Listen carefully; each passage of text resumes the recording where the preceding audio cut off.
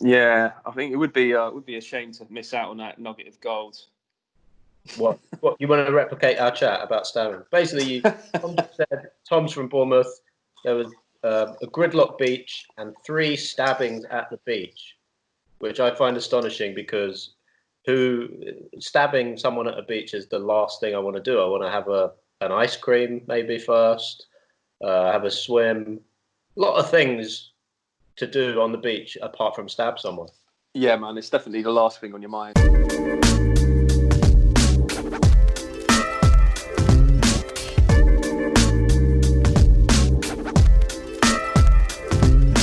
Welcome back to Shotgun the Aux Podcast. It's Tom hosting solo today. And as you've just heard, we've got a very special guest on the podcast. It's rapper and comedian Jester Jacobs. How are you doing, man? Very well. How are you? Yeah, man. You know, we talked about it a little bit before. It's just like, it's just don't really have much else to say. I'm okay, but not great. I do have to thank you because you forced me to shave myself and to actually dress in clothes. So thanks for that. You've made me make an effort today. Oh, well, you know, it's just part of the service, man. But where did you shave exactly? I shaved my face. Oh, fucking hell, man. I'll tell you what, right? So I was listening to an old project you did. Well, not old, but like the Truffle Barons one with Luca Brazzi. Yeah. So, because my mate G, Boogaloo, put me onto that. And I was just like, oh, shit, yeah, that's Levels. And I just kind of pieced it together that it was you. Because obviously, like, looking more into your kind of comedy stuff for the podcast. And I was just like, shit, yeah, of course it is. Yeah.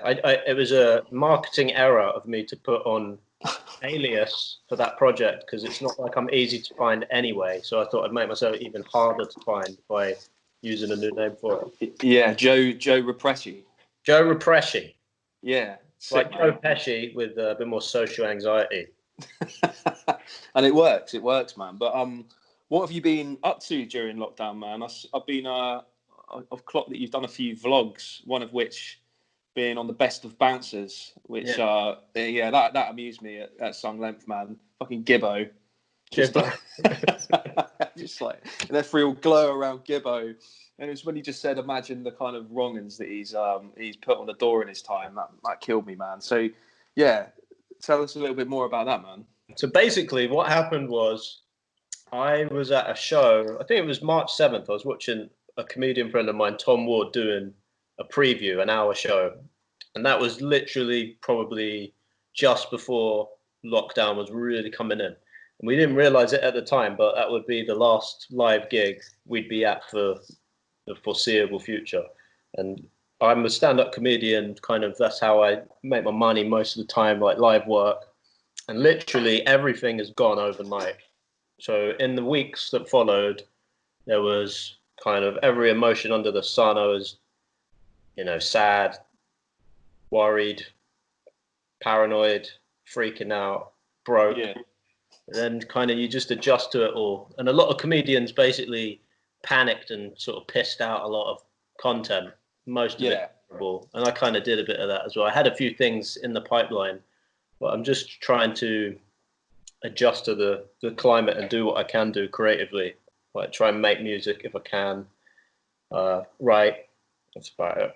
I suppose it's good that you've got like both things to kind of focus on, not just the comedy, but the music as well. Because I noticed that like when lockdown initially happened, a lot of celebrities just went into kind of like panic mode. And it was just like, oh, fuck, how can I contribute? Blah. Do you know what I mean? It was like there was no real kind of considered way of doing it or any time to kind of think, right, let's just regroup, plan some kind of approach. It was just like, right, the attention shifted from me. I'm still here, do you know what I mean? And it was just kind of a little bit ill-advised at times, do you know what I mean? And that's from famous people that have a lot of time on their hands and loads of money, so they don't have to worry. Like, in the comedy circuit, because we've literally lost everything. What's happened now is it's kind of like the purge at the moment, and we're in the middle of a second wave of Me Too allegations. Comedians get cancelled across the board. Everybody calling everyone out. It's literally like the fucking Hunger Games out here. So I'm trying to... Luckily, I'm not a sexual criminal.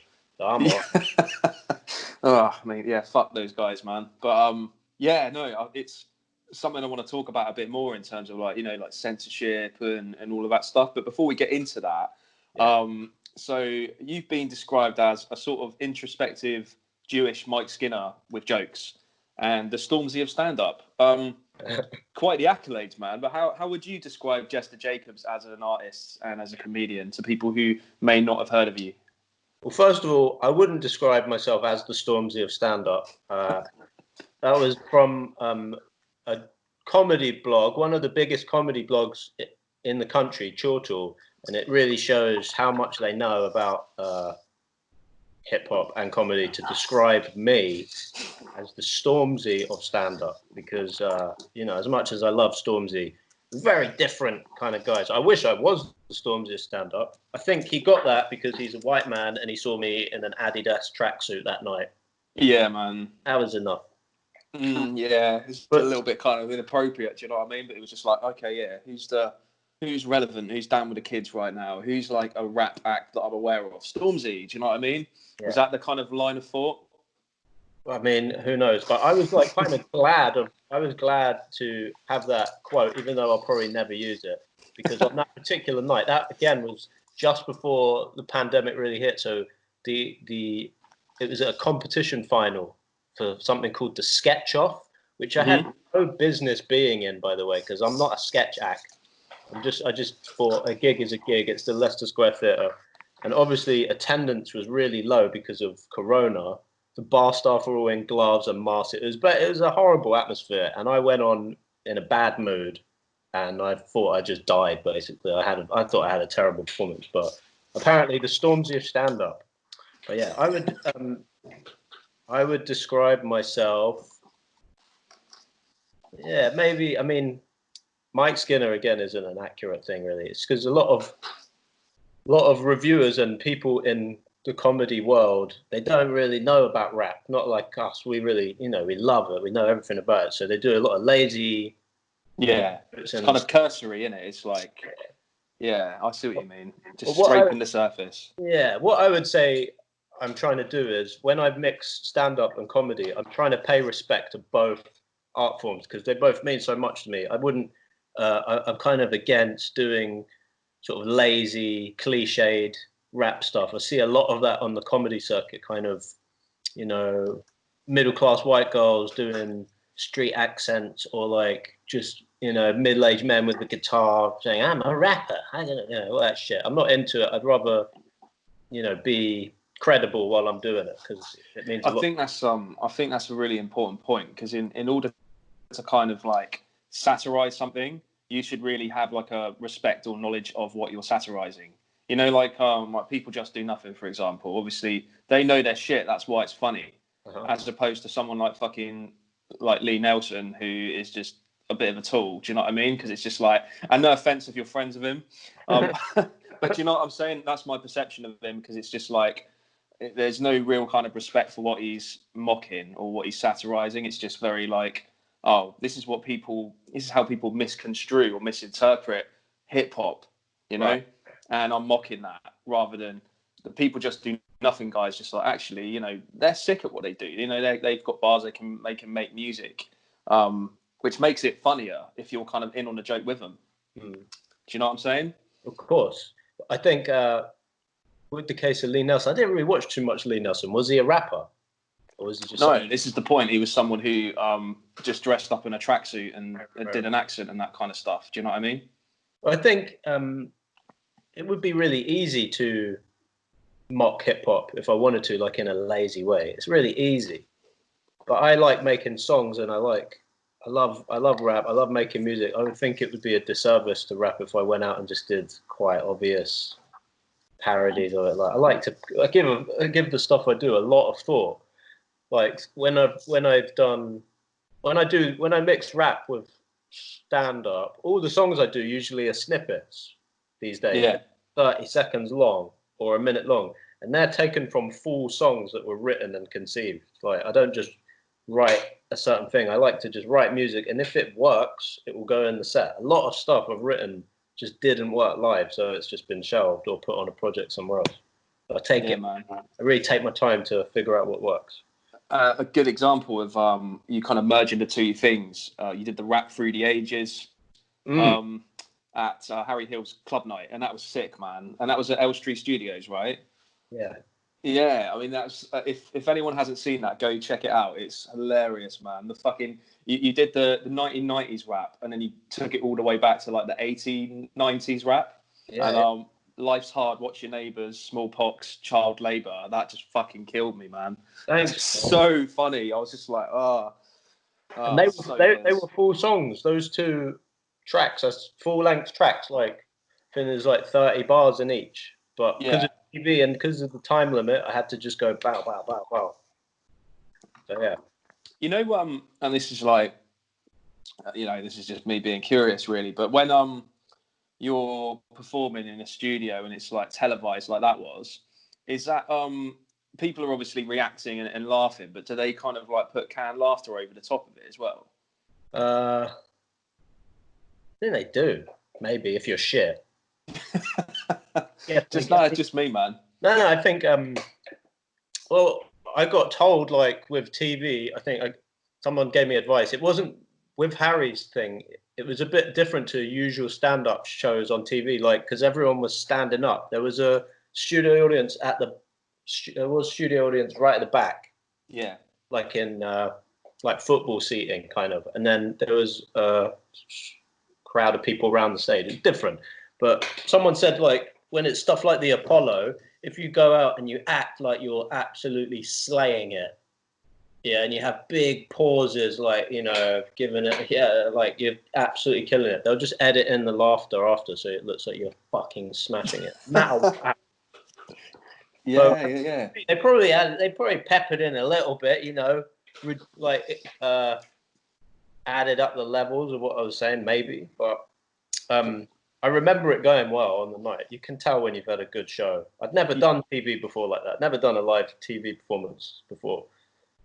Well, it looked like you were having a lot of fun with it, man. Like, I was like creasing watching it. So, I mean, just having the fucking nerve and like to get up in front of people. I know there were like synergies with, I guess, performing as a rapper and stand-up comedy. Do you think there is kind of like a natural kind of parallel between the two things? Well, I actually don't, because I mean, in my case, when I was starting out in comedy, and I was really bad for about 5 years, really shit. I was all right at rapping, and I had music out, and I do rap shows with Moose Funk. We do festivals, so I'd find myself on a festival stage, like very comfortable rapping, doing tunes, and then the next week I'm sort of in a crap pub basement, dying on my ass, very insecure about what I'm saying, and just not with the same confidence. I think it can get you so far having confidence on stage as a rapper, but you still got to have jokes. So I don't remember the question.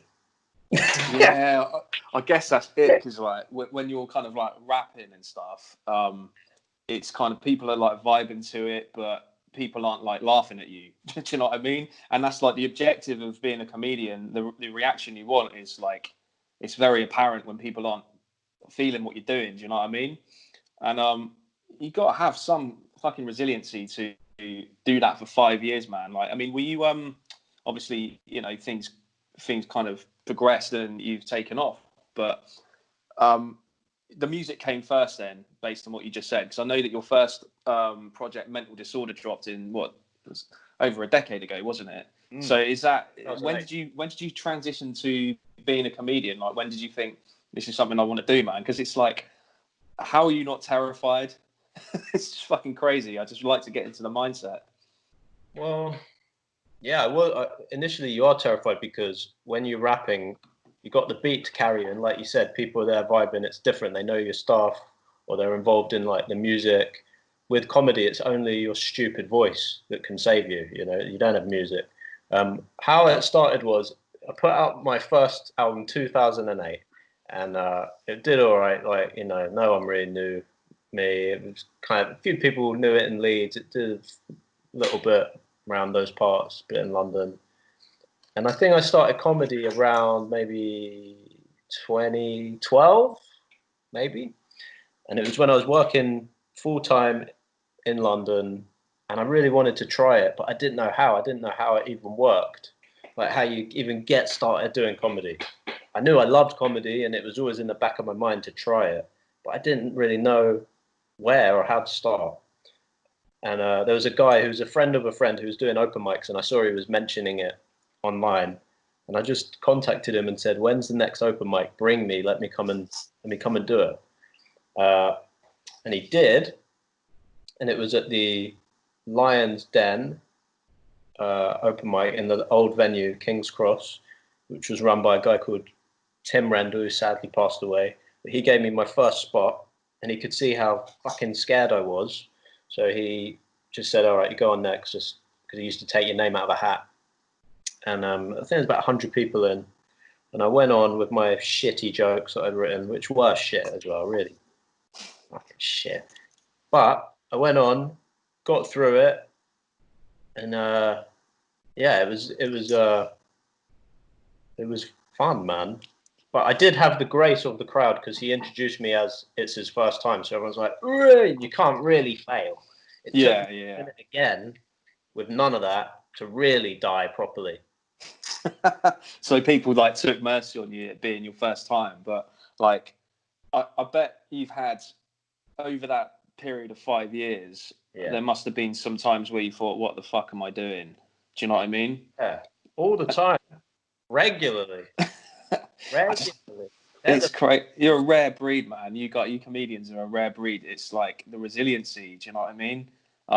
Putting yourself out there, because comedy is like music, is so subjective as well. Do you know what I mean? Yeah. And there are so many kind of external factors, like, you know, the crowd, like who's going to be the individual taste within the crowd, and like the kind of type of night it is, and that kind of stuff. Who's on before you? All of this kind of stuff. So, like, what's kind of are there any kind of nights where you think, that was like the worst, most like terrible experience of my life, and how did you get through it? I've got loads of nights like that.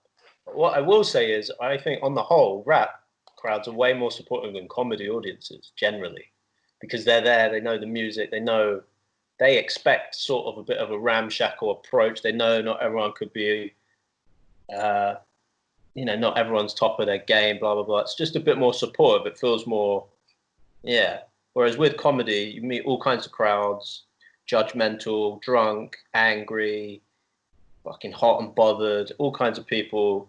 And sometimes you can just have a booking error and be in front of like the wrong act for that crowd, or you can be badly introduced, or everybody can be dying, or there could be one. There's so many factors. With hip hop, it's like, is the sound all right? Even if it's shit, we've still managed to have good shows. But some of the worst gigs I've had, let me think. I think my favorite gig story, like bad gig story, was many years ago. There was a comedy night for like a black like gig where people say urban circuit, but I don't really like that. It was a black gig, and I was probably the 10th person to be asked to headline it. I didn't realize that the request for a headliner had been doing the rounds, and every other comedian had said, "Nah, fuck that." And I was like, "What, headline a show? Yeah, hell yeah! I mean, money. I wasn't even getting paid. Yeah, fuck yeah." And I should say that I'd probably been going like 3-4 years, so I wasn't ready for any kind of gig like that. Yeah. I get to the venue. It's the Power League in Acton. I go in the side door. There's about 250, 300 people. I'm the only white guy. The promoter comes up to me and he goes, "You Joe?" Yeah, I'm like, "Yeah." He goes, "You called to do 40 minutes." I had about 5 minutes maybe. Oh, fucking hell. So I'm like, yeah, I mean, I'll do what I can do. And he goes, "All right, cool." So, I also the audience is very hot. It's one of the hottest days in August, I think. So everyone's fucking hot, bothered, like they're fed up. They're all on table seating, which is another red flag. You want everyone paying attention. They're all encircled seating, right? And the gig itself, it wasn't really a comedy night. It was just like all kinds of things were going on. I think I went on after like a poet, or there was like a grime MC on earlier. And the compere, he wasn't a compere, he was just a man who was just sort of saying, all right, this guy's... Yeah. So there was no warm-up, really.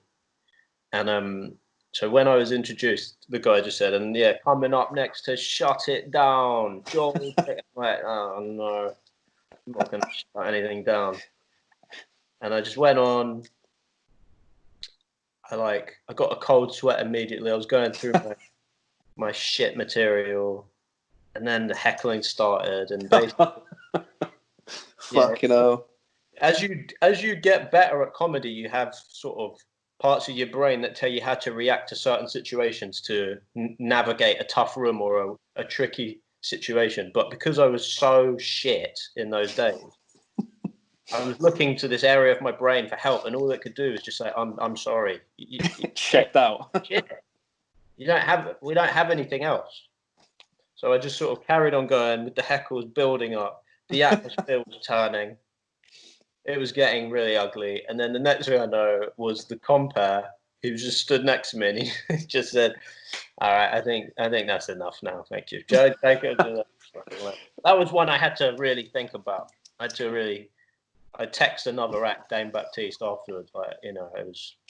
That was when I was like, but sometimes in comedy, when you do a shit gig, when you do a gig and it goes well, but it was still a shit gig, that's even worse. Like I remember I did Junglers, which was an old comedy chain that is folded. I think they went bankrupt. But I remember I did a Junglers trial spot, which is like a 10-minute spot. And then if you do well, they get you onto a paid 20. And these Junglers clubs were fucking grim, man. They were like, I think the advert was something like Junglers, food, dancing, comedy, like comedy third. So I got booked to do this spot in food first, strangely. Yeah, man, I got booked to do the spot in Junglers Croydon, and I went there, and the only people, I think there was 8 people in maybe that gig, and the only people were just a couple, and then a table of people who were celebrating their friend's release from prison. And I actually did all right at that gig. But I remember when I was driving back after, I was like, I can't really explain. I was almost in tears because I was like, do I actually want to do this with my life? Like, yeah, what man. the fuck was that? What is this? What am I doing? At least when it went really badly, you're kind of cutting your teeth, and you know that, like, right, so this is what went wrong here, and you can kind of define that, and then you can like develop on it and change it. But if you've kind of, I guess, have something where, I don't know, it sounds like more of a kind of introspective moment then, when it didn't particularly go badly, but in your mind it was just like, you know what, this isn't working. So how did you overcome that, man? Well, those are actually the worst gigs, when if you just eat shit and spectacularly die on your hold. That's something you can learn from that. It's like, well, this is why that happened, Yeah. And if you smash a show, you smashed it. The worst gigs I find are the ones where you're completely forgettable and average. You just get through it. The audience laughs a bit. It's nothing spectacular. There's no real, vibe in the room or passion. Like it was just They're the worst. If you have too many of them, then I think you've got a problem.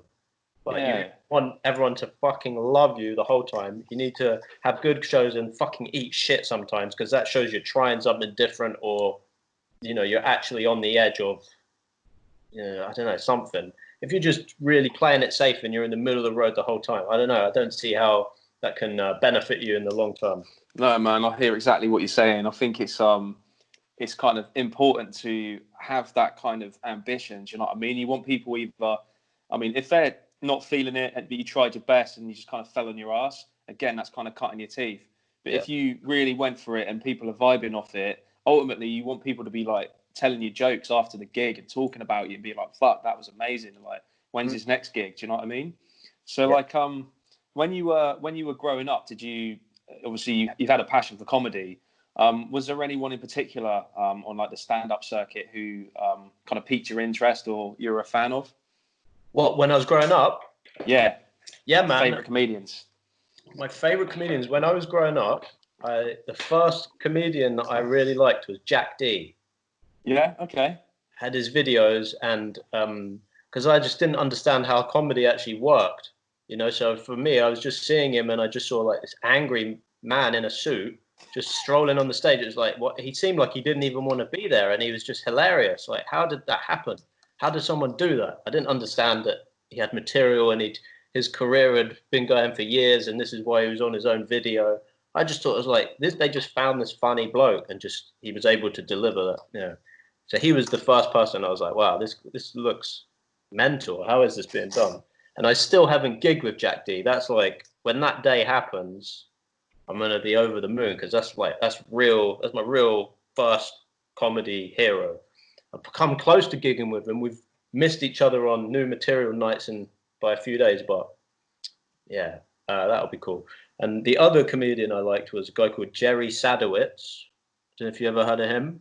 I've heard the name, but I don't know him. I don't know his material. He's a bit.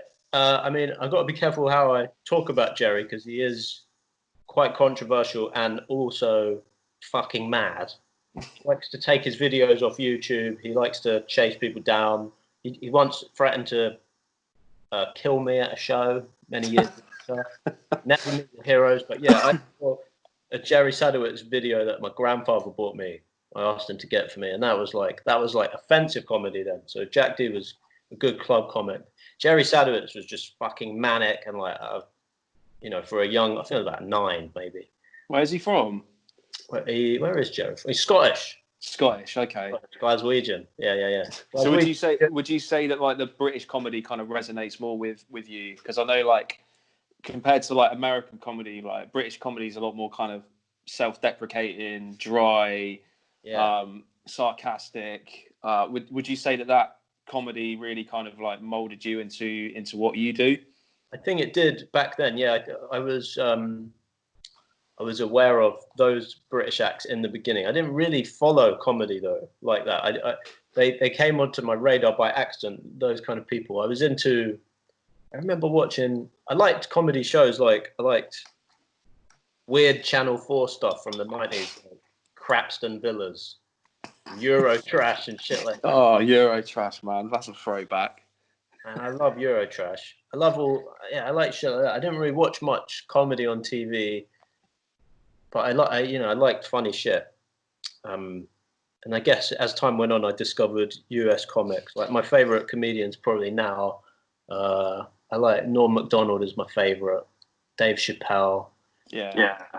And who would be the third? Maybe Bill Burr. Louis C.K. probably would have been the wank beast. Dave. Yeah, he had that wanking controversy over the phone, didn't he? Did you see his recent movie that he made before that all happened with like, I can't remember what it was called. It had like John Malkovich in it and Charlie Day. It's called Nonce one. When it's all noncy. It's quite noncy, yeah. Yeah, it looked like fucking Chloe Grace Moretz was in it, you know, from Kick-Ass. Yeah. What was the name of that? I need to find that out because it's going to annoy me. I saw the trailer of it and it sort of got canned after all that shit came out. Yeah, I did see it. It was I Love You, Daddy. That's what it's called. So even the title's relatively noncy. Yeah, it looked a bit in plain sight to me. It was a bit dodgy. Yeah, a bit. I think that might have just been like the context of when it was released. Do you know what I mean? I think it probably wasn't too far afield from what you're used to from Louis C.K. I mean, Louis C.K. fucking directed Pootie Tang, didn't he, back in the day? Do you remember that movie? I've heard of it, yeah. I think that film was a bit dodgy, though, I've got to say. I think the whole point of it was like about a young girl shagging some dirty old bastard. John Malkovich, yeah. Yeah, that's right. So he was like, it was like literally the fucking, it was like kind of like a Weinstein thing almost, if I recall. Like she's like a young girl, oh, you got to hang out with him, but nah. Yeah, I think there was definitely parallels there between the whole Weinstein thing. But it's you talked about it earlier, kind of like the second wave of Me Too and censorship and all of these things that kind of go hand in hand with comedy. And what's your stance with like censorship in terms of comedians saying something and then retracting it and apologizing publicly? Because some people are just unapologetic, like Frankie Boyle, for example. He's just like, and it is, you have to take things into context sometimes versus some comedy which really hasn't aged well. Like I watched like Eddie Murphy Raw, for example. Yeah. Like you watch that now and you're just like, I'd watched that 15 years ago and it wouldn't phase me at all. But you watch it now and it's just like, what the fuck? Through like a 2020 lens, it's crazy, man. Yeah. What's your view on it all? Well, thing is with me, what I think about that is, I believe with free speech and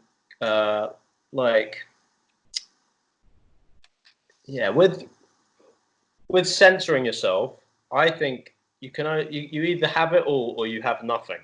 That's what I think.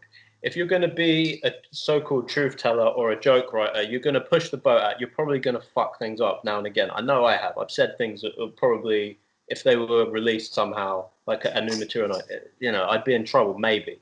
But I think you to get to something authentic, you've got to push out a little bit, and you might upset some people. You might say the wrong things. And I think a stand-up comedy club is where should be allowed to happen. And you should be allowed to express, things you're uncertain about, explore ideas. So I don't agree with things being cancelled out of context. Mm-hmm. Like in the case of Frankie Boyle, I love Frankie Boyle. I love his comedy. Same.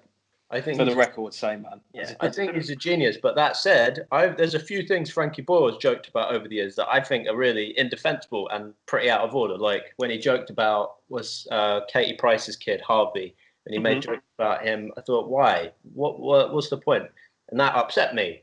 Would I want to cancel Frankie Boyle for saying that? No. Would I want to? Should his specials be removed because he, made an ableist joke? I don't think so. Like, it's just a fuck up. It's a misfire. Things happen. I like to treat people as adults that can take things in context and, appreciate those kind of things. Yeah, man. Context is the key word, I think. And people are human at the end of the day, and they're always kind of growing, and they're always we have the capacity to reflect and change. And I think someone with Frankie Boyle's intelligence probably realizes that. Do you know what I mean? Yeah. I'm in that camp as well, man. Yeah, man. I also think, like, if you start policing jokes, and like people are quote tweeting about certain bits of material or things that people said, if you're going to police jokes, who is policing the police? Like how are people an authority on someone else's creativity? I understand in the context of wider issues, maybe it might be relevant, but I think you have to be careful. So I think make fun of everything, everybody. If you're offended, then you have to take it on board and maybe avoid that person or discuss it. Yeah, I completely agree, man. It's like racist people on Facebook. I do comedy and hip hop, so I've got all kinds of racists that I've seen over the years on Facebook, like left wing ones, right wing, conspiracy nuts in the hip hop, everybody.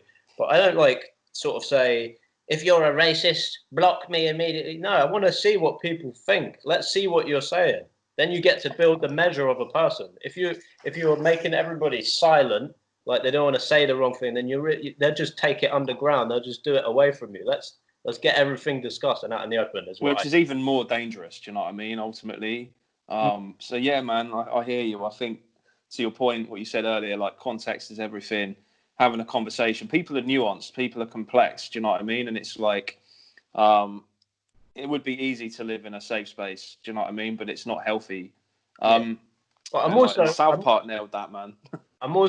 It's also worth saying that before all this happened, I was doing all kinds of shows in the comedy circuit. There was a night that I did called Comedy Unleashed, and they were sort of marketed as a free speech kind of say anything goes night. And I did that, and there's a few questionable people that have done that show, like what's his name? I can't remember the guy. Toby Young, like some weird politician who tried stand up. Like I think it rings a bell. Yeah, they let people like him who might potentially have dangerous ideas on the stage, but like they let comedians like me do whatever they want. And then I did the same material at that show that I did at another gig called Quantum Leopard, which is a gig that makes you sign great name. They make you sign an agreement to not make jokes about certain things. And there's people in the audience that have badges that are red or green so you can speak to them.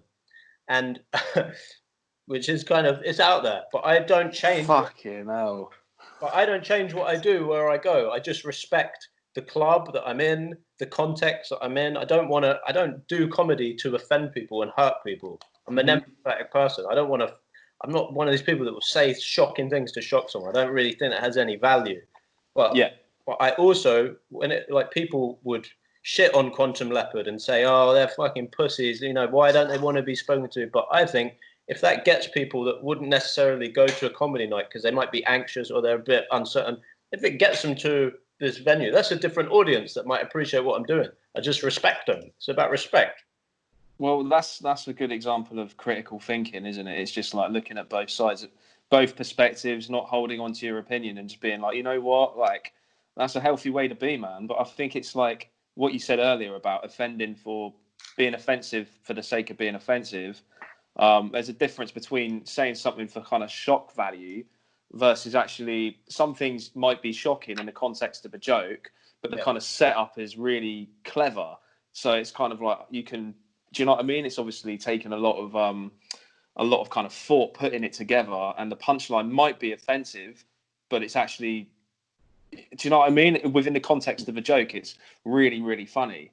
And I think that's like there's definitely a difference between the two things. For sure. And the same sort of happening in rap to some extent. People are like, I know with what I've written stuff maybe in the past that I wouldn't say now. Like you have to analyze the times you're in and deal with it, appropriately. It's just about reading the room, reading the environments of the time we're in. Yeah, man. I mean, comedy, like music, as you were saying, it's evolved in many ways, like specifically around how we digest it. Do you know what I mean? So, I mean, the best example is probably memes. Do you know what I mean? Just kind of something visual, something succinct to the point. You see it and you just understand it. It resonates instantly. Yeah. So have you had to kind of, based on people's short attention spans, have you felt yourself kind of adapting and changing your acts to kind of cater for this? Or are you just kind of, nah, fuck it, I'm going to be me anyway? Well, that's a great question. And the truth is, I wish I could be a content creator that would make. Are you all right? You've just frozen. Oh, there you go. No, I'm here, man. I was probably just in a comfortable. No, the screen froze. I thought I might be talking my amazing to nobody. No, the truth is, I would love to be a short form meme guy. If I could go back in time and try and do this shit again, I would probably have put all my focus on like YouTube videos. I would have been a fucking video game vlogger or something, because that's where everything was headed. Like, honestly, I feel like the stand-up comedy circuit as it existed was very archaic. Like the idea of performing to, 100 people in Northampton in some shit club is like quite strange, really, especially to young people. How are you going to make young people interested in it when they got literally the world at their fingertips? They can watch anything on YouTube, really high quality Netflix comedy specials. There's a disconnect. So I've tried to make short form videos, and I'm always aware of people's attention span. But the truth is, I like to make things at my pace and at like how I'm comfortable. And if it works and it's popular and it gets a bit of steam, that's great. But to try and suddenly make what's popping and it's got to feel right. So sometimes So I wish I could do it is the answer. But I don't think I'm capable of doing such a rapid amount of short form, funny Vine shit. Yeah, man. It's got to be genuine, hasn't it, as well, and sincere. You can't just do it because it's like a site, the way things are going. You've still got to kind of do you and do what you enjoy. Yeah. I'd probably rather be KSI than Frankie Boyle at this point. I reckon. Yeah. I think so. I think KSI, shit. I don't know his stuff, but I heard him on a Louis Theroux interview, and I rate that guy, man. Multi-millionaire playing video games. He's got a rap career. He did it the complete opposite way. I love it. So you're going to be a rapper when you have millions in the bank and you've never done music before, but you have a captive audience. dream, right? Man. That's amazing. I like that. You've already got a platform. Why not exploit it? Do you know what I mean? No, fair play, mate. I didn't really think of that. But when you were saying about kind of the live circuit with stand up, and there is kind of a correlation with that and hip hop, because if you think of like hip hop back in the day, MCs would cut their teeth performing live, and it would be kind of a rite of passage. Do you know what I mean? Yeah. Whereas now there's a lot of kind of bedroom rappers, a lot of people who can just like upload. They don't have the stage presence. They don't have the experience. It doesn't matter either. Yeah. For a lot of cases. Yeah, because it's the world we're in now. Do you know what I mean? Depending on how much of a, I guess, purist you are. But what's your take on that? Do you think that it is kind of a necessity and rite of passage in the kind of comedy circuit to hit the circuit and do it? Yeah. Well, yeah, I do. I think I will respect someone more if I know that they've been through the mill and they've done a lot of terrible shows and really worked on their craft and they really care about, being the best comedian they can be. And then they had success as a result of that, rather than someone that was scooped up early and they get kind of handpicked to do very good shows, very easy shows, and like kind of a quick ascension to TV. Yeah, I'd probably respect the road-hardened comic, but I'd probably respect the business savvy of the second person that just was like, yeah, fuck hanging around in these basements. I am this person. I want to do Mock the Week. Yeah, sign me up. Thank you. I respect that. So, you were on Ramesh's podcast like some time ago, weren't you? So do you know Ramesh? Did you know Ramesh personally before that from the circuit, or was that? I didn't know Rom too well. I'd gigged with him once or twice, but following on from that, we've been talking about working on a couple bits. He's great. He's the dude. That was something I wish I thought of first as well. That fucking thing, that podcast. Jesus. Yeah, I mean, he could have done a podcast on anything. Do you know what I mean? And the fact that he's dedicated one to hip hop, but he's got such an in-depth knowledge of it and appreciation of the UK scene as well. Do you know what I mean? Like, so, I'm I really rate that, man. I'm doing a podcast series, and like, it's funny because when I started comedy, Doc Brown was getting big. Yeah, I was going to say Doc Brown. And I remember thinking, well, that's me fucked then, isn't it? I can't do any of my music in comedy. But luckily, I was fucking shit at comedy, so I needed 5 years to sort of figure it out anyway. But with the podcast stuff, I was thinking, oh, man, I can't do a hip-hop podcast because it's been done now. Ramesh has done it. But I have a Radio 4 documentary about comedy and rap coming out around September. Cool. And I'm sort of doing a podcast off the back of that. I'm speaking to rappers who sort of dip their toe into the comedy side of things, kind of like outsiders, really. So yeah. I think it's going to be quite good. It's a hip hop podcast, but it'll be different type of people to who Ramesh has on. So that should be fun. That's sick, man. I mean, there's room for everything. There's room for it all. Do you know what I mean? It's if you're approaching it from a different angle, I think there are different layers to it as well. Like hip hop saved my life might not necessarily tap into the kind of like in-depth discussion that kind of some UK heads might want to hear, or exactly. To your point, like the comedy side of it. But are there any kind of can you disclose any people coming on the podcast from a? Yeah, man, we've spoken to like, it's people like, I'm more interested because it's sort of my boat and my situation. It's like I never really made it as a rapper. Yeah, I love rapping. I've had great times from music. I've made some money, nothing special. Like, I still love what I do, but I'm in that sort of middle where it's like, what the fuck? What is this? I'm sort of getting to the age now where it's embarrassing to say, oh, I make rap. It's those kind of discussions that I want to find people who can, express. So I've spoken to people like MC Paul Barman was one, which is, like, that guy's the G. You know Paul? No, I don't know him, no. MC Paul Barman. So he's like done tunes with Doom and shit like that, but he's, just a New York white dude. Anyway, all right, so how about, who else? I thought that one would impress you, but you don't know Paul. No, man. I've got MC Expose Paul myself. That's all right. It's very niche. That's what I mean. It's like underground rappers that the nerdy people will know about. but like he's not mainstream famous or anything. There are layers to this, aren't there? Do you know what I mean? Yeah. So MC Paul Barman, we spoke to. We did one with Scorsese. Dan Ball. Do you know who Dan Ball is? Yeah. So Dan Ball, I wanted to speak to because it's like again like the KSI thing. That's someone that he is a. I mean, the guy's a very successful rapper, but he's on YouTube and raps about video games. But he's like, he climbs the Spotify charts, gets millions of views. Like, that's a great story. I want to hear about how the fuck that happened, So Dan Ball, who else we spoke to? Open Mike Eagle from... yeah, he's sick, man. I really rate Open Mike Eagle, man. Yeah. Oh, we spoke to Loki, the Scottish rapper as well. You know him? So there's two Lokis, aren't there? Yeah, not the Loki. Yeah. The Scottish guy. Yeah, I know who you mean. So he did battle rap, and he was sort of doing all right. He was actually really respected. He still is respected as like big Glasgow MC, but he did a book called Poverty Safari, which won the Orwell Prize, which is amazing. It's an amazing book. So he now can rap, but he kind of became like an official author, like a very well-respected author and rapper while doing it. So his career is quite interesting as well. So it's these kind of conversations I wanted to have with people. Yeah. I'm coming to your spot, bro. That's what I'm saying. It's all good, man. It's all good. I need to retire anyway. Don't get paid for this shit.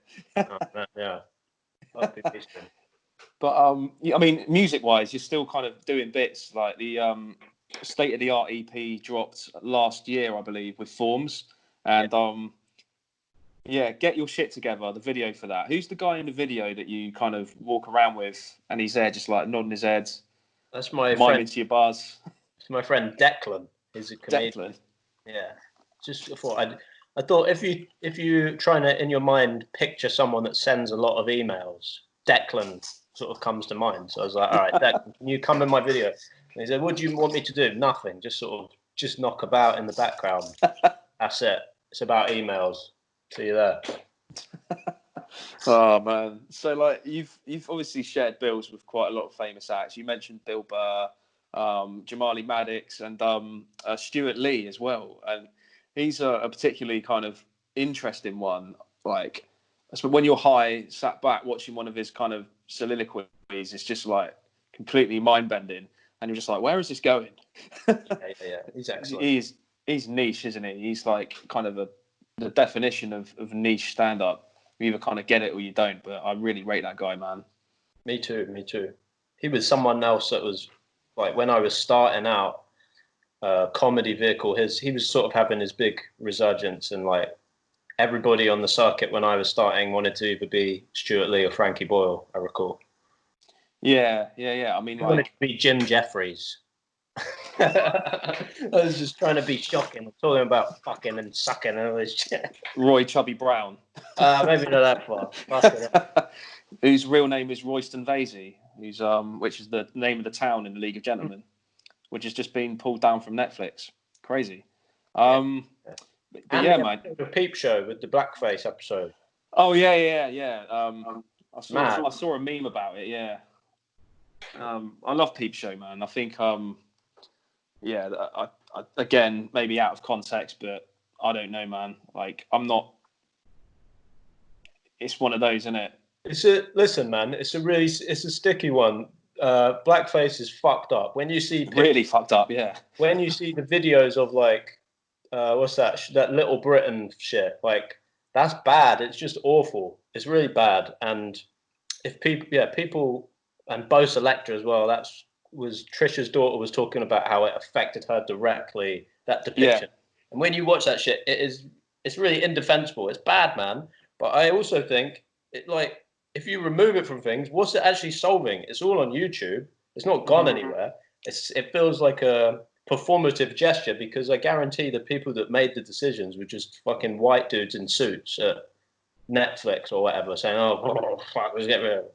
Yeah. For a disingenuous reason, they didn't actually think consider that it would be offensive and wrong. It was just like, right, shit, we're going to be like, I guess, dragged across the coals for this shit. Do you know what I mean? Yeah, I don't know. It is interesting, and like I have to be careful of how involved in the debate I'd get, because it really isn't my place. But I can definitely see that it serves no artistic purpose to face of any kind. So on the one hand, I'm like, fucking take it all down. Yeah. Yeah. It's definitely like it's definitely nuanced in that way. Like fundamentally, I'm 100% in agreement with it. You can't really argue.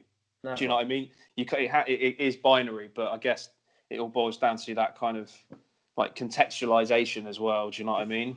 But it's not my place, as you say, to say that. Yeah, I don't like. It's there's fucking more important hills to die on than man. To have Britain blackface on Netflix. Exactly that, man. And I think like people get too kind of tied up in the semantics of an argument, and rather than thinking about the wider issues. Do you know what I mean? Definitely. And you know, kind of Twitter and like that sort of sneering culture of like, yeah, but what about like, I don't know. Yeah, it's when kind of both sides just kind of eat themselves. You know, it's like, well, with everything going on right now, it's like Black Lives Matter. It's like that is being anti-racist. It should be binary. Like, just I'm fucking anti-racist. If you call it a bandwagon, I'm on that fucking bandwagon. Do you know what I'm saying? So it's just like, but then you have people saying, oh, but you're going about your outrage in the wrong way. And do you know what I mean? It's like you should be more vocal on this specific part of the argument. And it kind of dilutes the broader message. Do you know what I mean? Thinking about, to your point, Netflix shows and that kind of stuff. But yeah, man, it's fucking crazy. It shouldn't make people forget the main points of the arguments going on, and it does very easily. That would all I would say, kind of not in defense of fucking blackface, but like in talking about the argument, is it adds fuel to the fire of like people like, you know, racist idiots that are like, oh, well, what about a white chick's film? Oh, I know, man. Yeah. It gives the kind of right wing an excuse to go on about like political correctness gone mad, right? And it's just like, fuck off. But then, yeah, it's just. So there's that factor as well, but I don't know. It's we're in strange fucking days, man. Yeah, no, it is. I think it's very, very intense, and there's a lot going on, man. But I think there is a lot of good going on as well. Do you know what I mean? I think things can be kind of misinterpreted, and things can get blown out of proportion. Not blown out of proportion, but I think if you spend all your days on just scrolling through social media, then you would think the world is ending. Do you know what I mean? These good things that you're talking about, tell me where they are. I need to get really. Man. I guess like I've got quite a lot of faith in good people as well. Do you know what I mean? And I know that there are good people out there as well, and you just got to remind yourself of that occasionally. Yeah, there's a few good ones out there. Talking about. Yeah, man. So like, what's next for you then? In the I guess from a comedy circuit perspective, you're not performing at the moment, so it's all kind of stuff online and more music. What's going on, man? Well, yeah, I'm working on music. I'm working on a lot of videos for like music videos. Have a few in the pipeline. I've got a couple albums that I've been working on that I'm trying to refocus on finishing. Have a full length with Forms coming out, and another project I'm really excited about with another producer I won't name yet. To try and push that out. As for comedy, I hope it comes back really soon. I really miss it. I really miss it a lot. It was a privilege to do it. So the fact it just went, you know, I have to accept that people are in worse situations than me, not being able to prat about on a stage. But I hope it comes back. There's been talk of like drive-in comedy shows, which sound fucking mental. I don't know, but they're probably way better than the online comedy gigs that I've been doing. I don't know if you've seen them. It's really not for me to do an online gig. It's very weird to engage with people on a computer without sort of ejaculating at the end of it, I find. I don't think a Zoom call... Have you been wanking this entire time? Sorry, yeah, I got news. No. A Zoom call is like... Yeah, man. It's not... Basically, what they're trying to do, I feel, is a lot of comedians, promoters, they're panicking because it's really... We're in fucking weird times, you know. So they've tried to put the stand-up comedy club in an online context, but really put that medium in another medium. The internet is the internet. You've got to cater to the internet, you know. got to make other shit. So basically, what I'm saying is, I hope comedy comes back soon and I can do gigs soon. In the meantime, I'll be making videos. I'm trying to get YouTube popping. I'm trying to be a vlogger, as you saw, talking about popular 90s programs. Yeah, man, that Bouncers one's jokes. Absolutely rated that. Nice one. I've got this Radio 4 thing coming out September, and I'm working on some scripts. Like, I'm trying to get maybe a sitcom going, if possible. And that's about it, man. Just knocking it out. That's crazy, man. Sitcom, what would it be about? Have you got like, is it I don't want to reveal. Autobiographical? Yeah, it's actually, what's funny about this is it's really nothing. It's nothing about me or anything that I'm involved in. It's a completely separate thing. But the idea is strong and it's got potential. So we're hoping that could go somewhere. Again, another person that ruined it for me is, what's his name? Lil Dicky, with his show about being a rapper. Oh, yeah, Dave. Which apparently is fucking great, but I can't watch it yet because I'm so seething with rage that it's fucking been done and I can't. It's good. I think it's like it's kind of like Curb Your Enthusiasm mixed with Atlanta, but it's not as good as either of those shows. You know what I mean? I kind of thought it was a bit meh. Little Dicky generally just like has his moments, but I don't know, man. It just doesn't. He doesn't always click with me. No, me either. He's like very, very cleverly judged that line that we were talking about earlier about sort of credible rapper, comedian rapper. You know, like which one is he? He kind of can be credible in both areas, just about. Like, you know, he can rap. The guy can rap. That's the bottom. Yeah, exactly, man. So hypothetical ultimatum for you: if you had to give up either comedy or music, which would it be? Fuck. Honestly, the thing is now I know I should just give you a straight answer here, but the way I'm thinking about it is like I'm older now. I've lost a lot of the ego. I've had it battered out of me. So if I was going to be a really famous rapper now and successful selling, it wouldn't be worth it.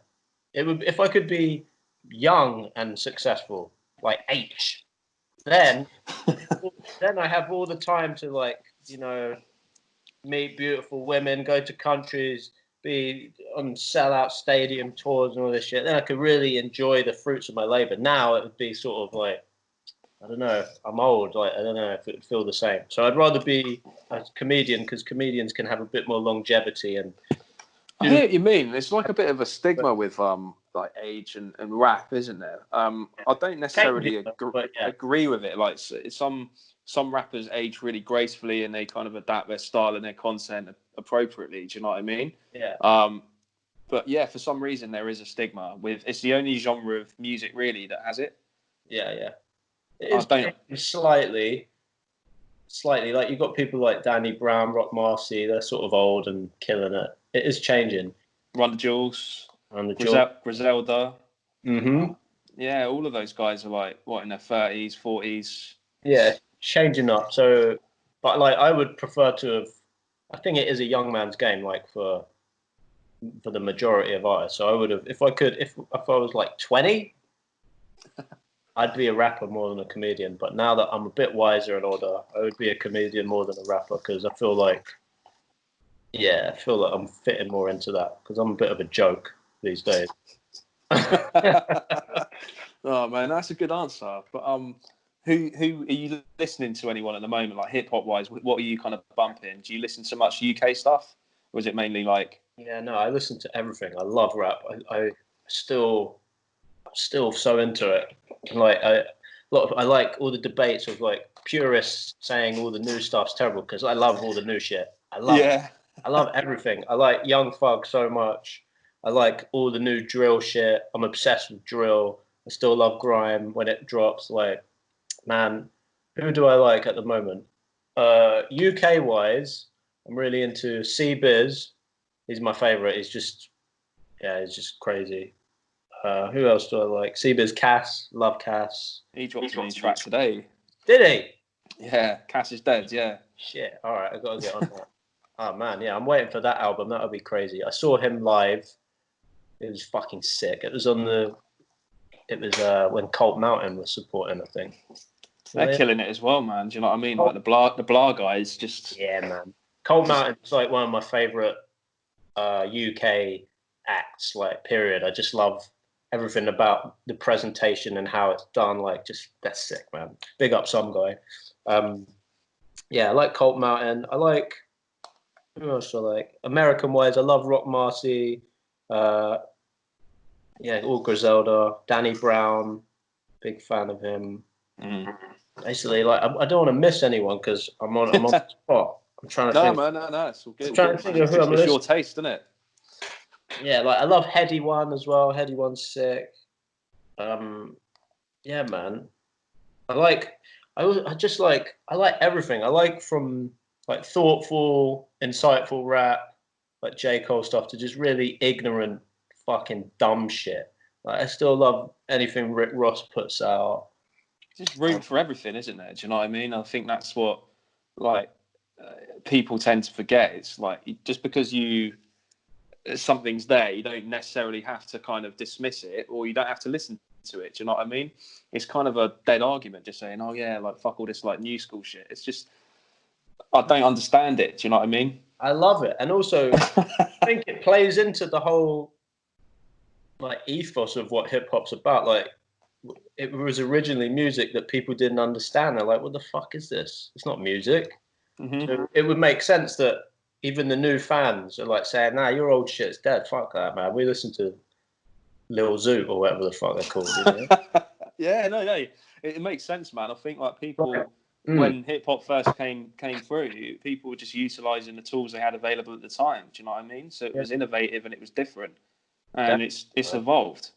And I think it was an interview with like DJ Premier on a documentary, the one with Ice-T that came out some time ago, and he was just like, yeah, with rap, it's just about learning to listen to it. It's about understanding it, and once it clicks, it clicks.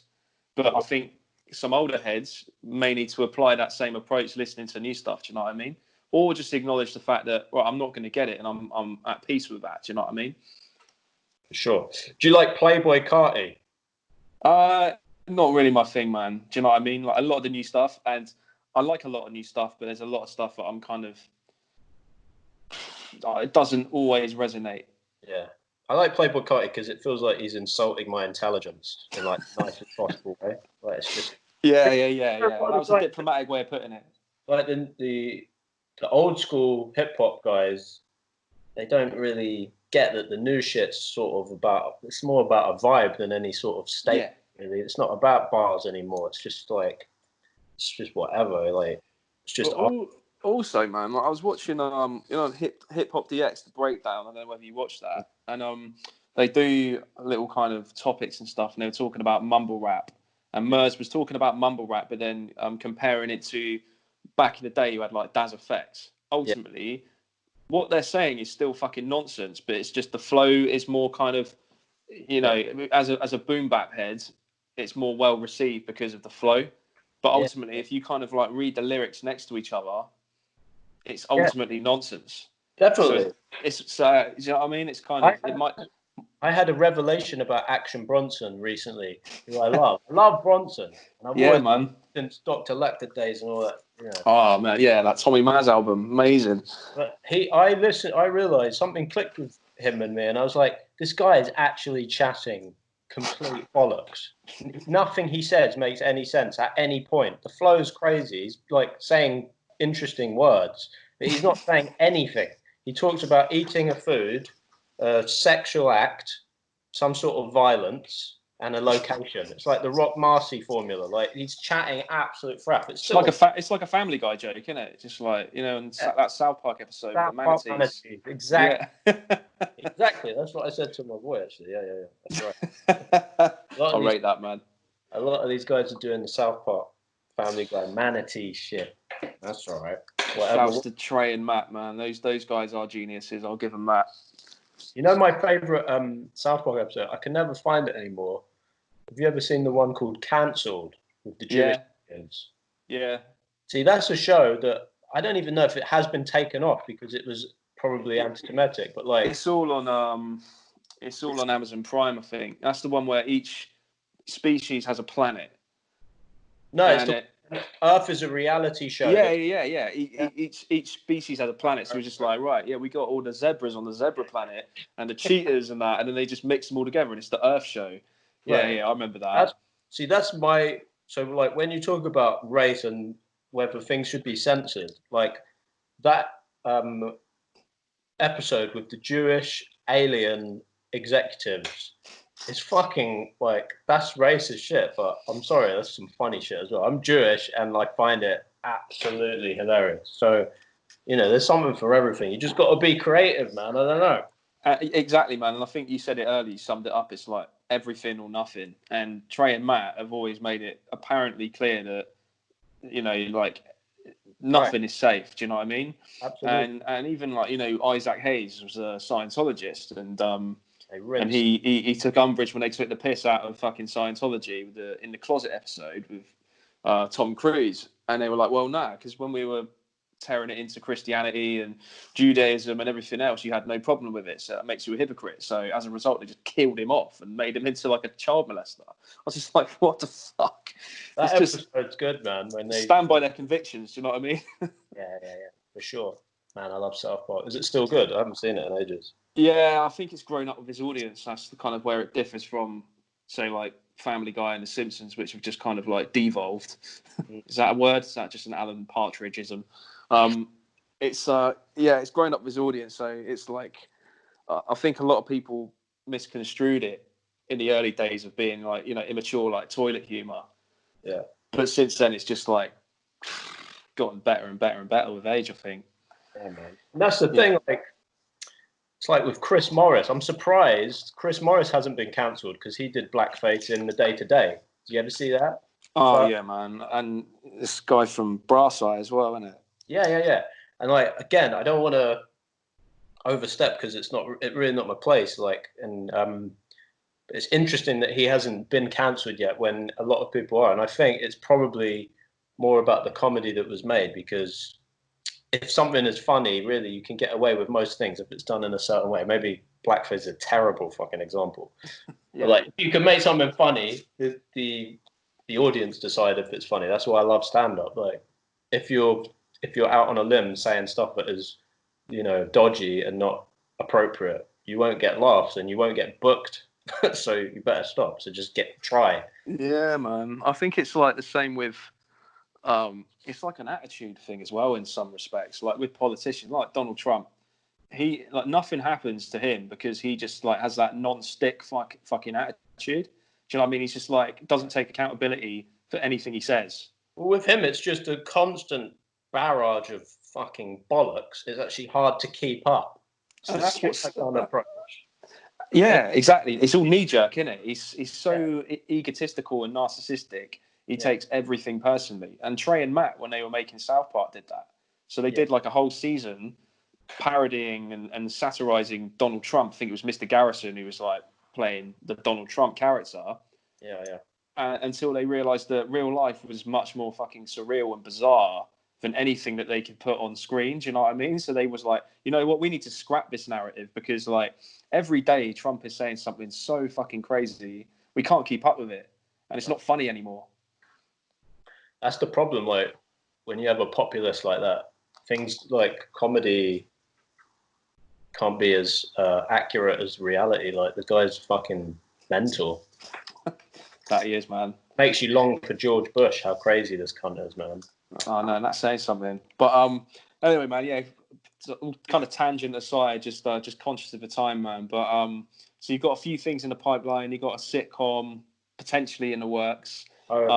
New music and all kinds of other stuff. But before we wrap up, is there anyone you want to shout out? Is there anything else you want to plug or talk about? I want to shout out Moose Funk Squad. I want to shout out Broke Records. Shout out Forms. Thank you. Shout out you. And big up, man.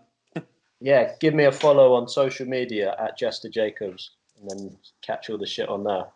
Sick, man. YouTube as well? Yeah. All right, cool. I'll post everything in the description on the YouTube channel anyway, man. I've got you. Safe, man. Well, no, I appreciate your time, man. We've been Shotgun the Aux at Shotgun the Aux, all platforms, YouTube, Spotify, Apple Podcast. Like, subscribe, follow, all of that jazz. Jester Jacobs, it's been an absolute pleasure, man. Big up yourself. Big up you. Thanks, man. Virtual fist bump. Peace.